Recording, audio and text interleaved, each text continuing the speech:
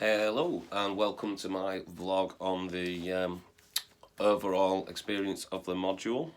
So these are just some thoughts and reflections on the parts of the module that I found interesting, the parts I not really thought about before, made me think in new ways, and also some of the parts that I struggled with or disagreed with or had some sort of issue with. So it's I'll start with the concept of ontology initially, which I think was one of the first ones we covered. Which I think when you first explained it, I thought, well, yeah, I get that. But then when you sort of started going into the when you try and apply ontology to music, very quickly sort of got on board and thought, yeah, actually, yeah, it's a much more difficult question to answer. But there was it's something I never really considered before. But then where I maybe had a little issue, I did not an issue necessarily, because I know that that's a whole field of research and philosophy and everything is, a whole academic field and everything. But it's not something that's ever been of particular interest, certainly in desire to pursue it or anything. And there was a little part of me that sort of thought, well, whether or not this CD is a piece of music or called music, or whether you'd say, oh, it's a set of information to be read by a CD player, the little sort of voice at the back of my head was saying, well, it seems like it's splitting hairs and it's a little bit pedantic in the sense that,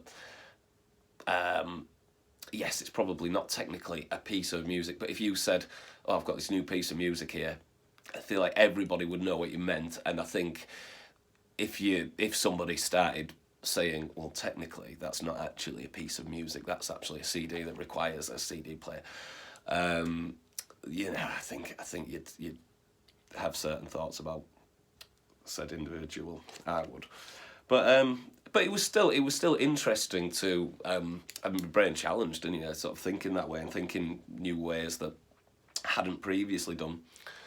In terms of just a pure finding things really interesting, I really enjoyed the lectures that we did on tuning systems. I found that really interesting, which previous to those lectures I'd actually been looking up and doing a bit of research, learning a bit myself about tuning systems.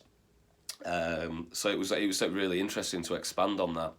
And I think the thing that really interests me about it, really sort of blows my mind, is how did they sort of come up with that back in ancient Greece?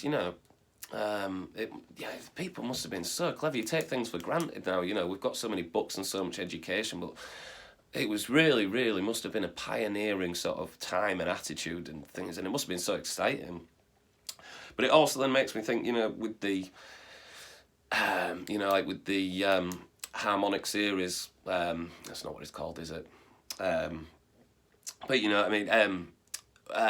all these sort of, the perfect fourths and the perfect fifths and things, that they are actually natural resonances within the things, and that's why I've always sort of thought music more so than, probably more so than the other arts, has this sort of biological, worldly connection that goes, deeper than a lot of other arts. I do think, and I think that's sort of, probably part of the reason is, when we're hearing music, we are actually hearing natural frequencies and resonances that exist in the world. And a fourth, if I played you a note of C, somewhere down the harmonic series there is a fourth playing and a perfect fifth, and I find that really fascinating. And then also equally fascinating how they had to sort of modify it and change it down into the sort of 12-tone equal temperament that we've got today. And I never really knew that was a sort of compromised system. And it was interesting to hear the two, a piano note, or was it a chord, played in just intonation, back to back with a chord played in 12-tone. And the instability of the 12-tone, really, I thought it was quite striking, really. But yeah, and another piece that I found really interesting was the bits we did about recorded music, which, as you'll see, for my critical exploration, I've decided to actually change and go into the tape recorder, because I find interesting and to sort of empathise and put yourself in the shoes of when that first came out and how groundbreaking and exciting it must have been. And it's so easy to, I think we do have to consciously put ourselves into that mindset, because especially for, we've just grown up with it, we've just known it all of our lives. And the idea of not having it and then it being introduced, it must have been so exciting. But then some of the implications for sort of like musicology and everything, I really thought it made quite a lot of sense to me. I'm going to try it. Paul Auslander quote, where he was talking about, I have it on here. I think he said liveness isn't an ontologically defined condition. And it was only after the advent of recording music that there was the need to define something as live.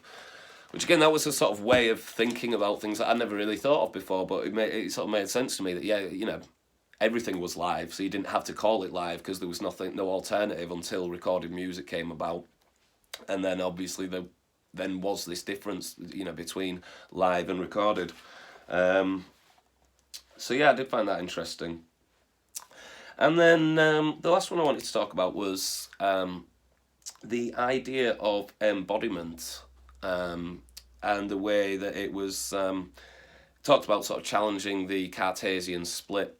And I think one of the examples that was used in sort of embodiment's challenge to that idea of mind over matter was the sort of muscle memory of knowing how to play your instrument and things like that. Which initially it made me sort of think, well, yes, that does challenge the Cartesian split, and that was my sort of takeaway from it. But on reflection, I'm sort of thinking I may be delving into biology and neuroscience here, but I would have sort of thought really there could be an argument to be made that muscle memory is really just cognitive memory,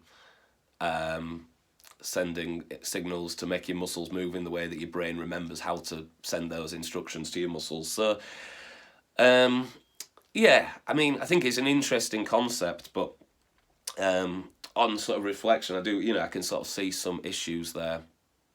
And I know I said that was the last thing I wanted to talk about, and this is only a little one to add on the end, but I did think it was quite interesting, the idea of skeuomorphism.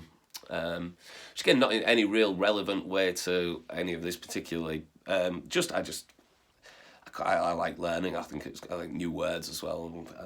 I found it interesting, and I thought once you sort of get something like that into your head and you sort of understand it, and you start sort of picking them up and seeing them everywhere, and I sort of go around in my head. I'm like, skeuomorph over there. So I found that interesting. But I think that's about wrapped up my little vlog for the reflections on the course, on the module, sorry. So thank you for listening, and yeah.